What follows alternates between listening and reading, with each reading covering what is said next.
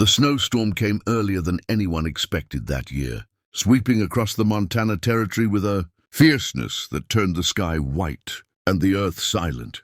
The townsfolk of Pine Hollow had a long-standing tradition, whether cruel, practical, or rooted in superstition. No one really knew anymore. Every winter someone was chosen to keep watch in the old mountain cabin, through the worst of the cold. The town elders insisted it was necessary to guard the valley trail, a leftover system from the days of outlaw raids. But everyone also knew it had become a strange way of pairing off lonely souls and seeing what winter solitude might reveal. This year, the names chosen, or rather forced, were the cowboy Rowan Hale and the woman the town mockingly called the Old Maid, Clara Holt. Rowan, a ranch hand with the reputation for drifting from ranch to ranch, had barely unpacked his saddlebag when the sheriff told him he'd been selected.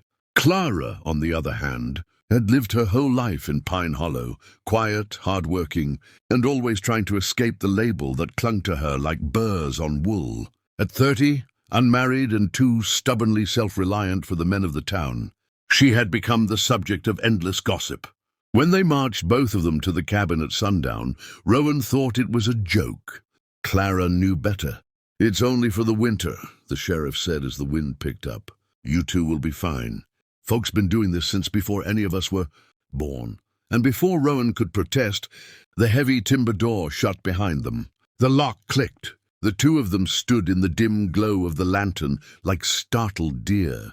The cabin was small, one table, one bed, one fireplace, and far too little space for two strangers forced together. Clara stiffened, keeping her eyes lowered, but Rowan noticed how her hands trembled as she pulled off her gloves. "Guess we're stuck," he muttered, setting his hat down. She nodded. "Till spring."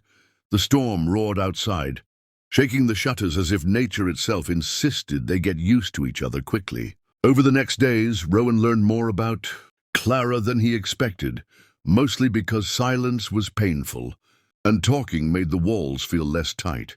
Clara read books the way some folks prayed, quietly, reverently, with her whole soul. She could cook better than any ranch cook Rowan had ever known, and she worked hard, chopping wood, hauling water, tending the fire with a discipline that surprised him. She wasn't delicate like the town treated her. She was tough, resilient, and capable. But beneath all of that, he sensed a woman who had never been truly seen. For her part, Clara found Rowan confusing. He was rough-spoken, stubborn, sometimes infuriatingly confident, but he treated her with a gentleness she wasn't used to. He thanked her for meals. He fixed the shutter so the wind wouldn't keep her awake. He talked to her like her opinions mattered. And when he laughed, really laughed, it shook something loose inside her, something she had kept buried since she was 18 and learned that love did not come for every woman.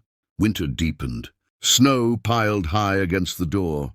Days blurred into nights and back again. They learned the rhythms of each other, the way Clara hummed when she cooked, the way Rowan always tapped the table twice when he was thinking, the way her smile appeared slowly, shyly, like it was afraid to exist.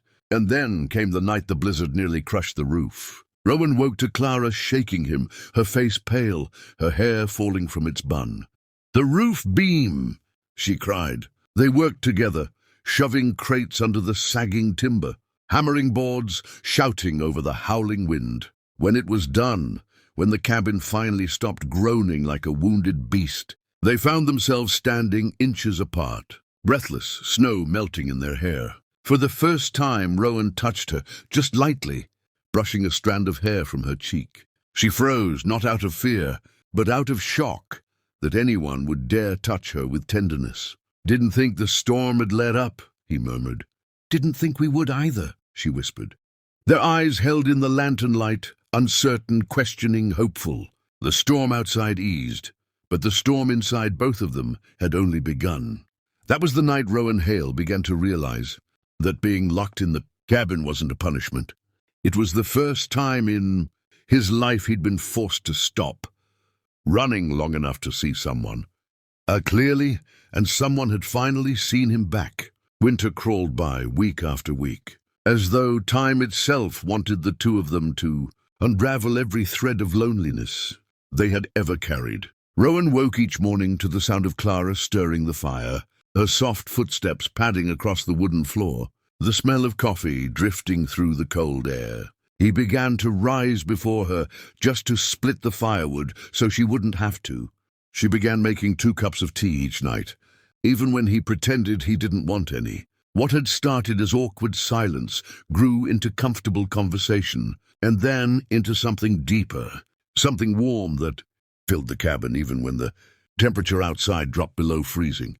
Clara told him how she'd spent years caring for her father until he passed, leaving her with neither suitor nor future.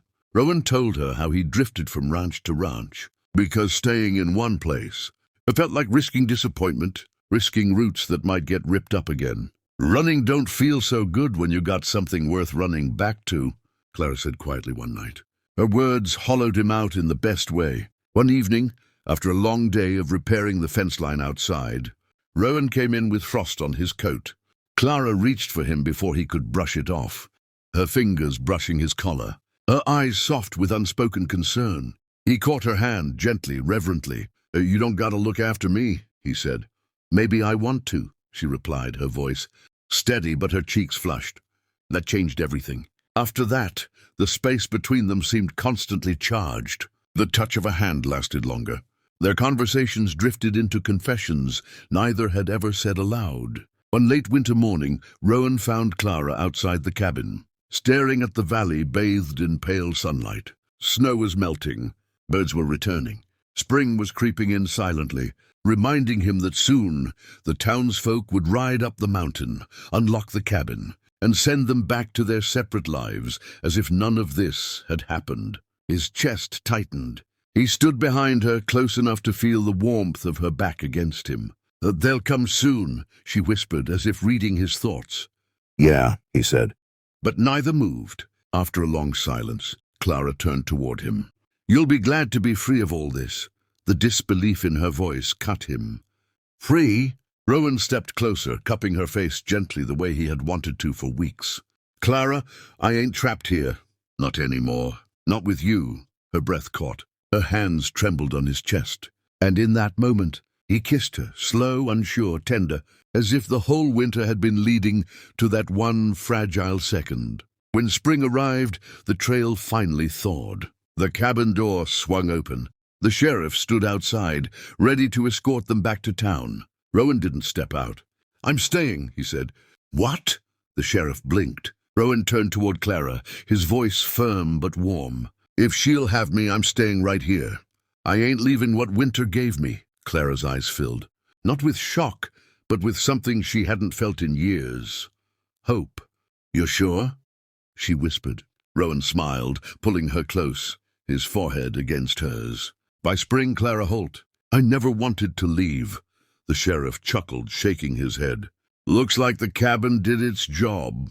As the townsfolk rode off, Rowan and Clara stood in the doorway of the cabin, no longer prisoners of winter, but partners in a life neither had expected. And for the first time in her life, Clara wasn't the town's old maid. She was the woman Cowboy chose to stay for, chosen, cherished, and finally deeply loved.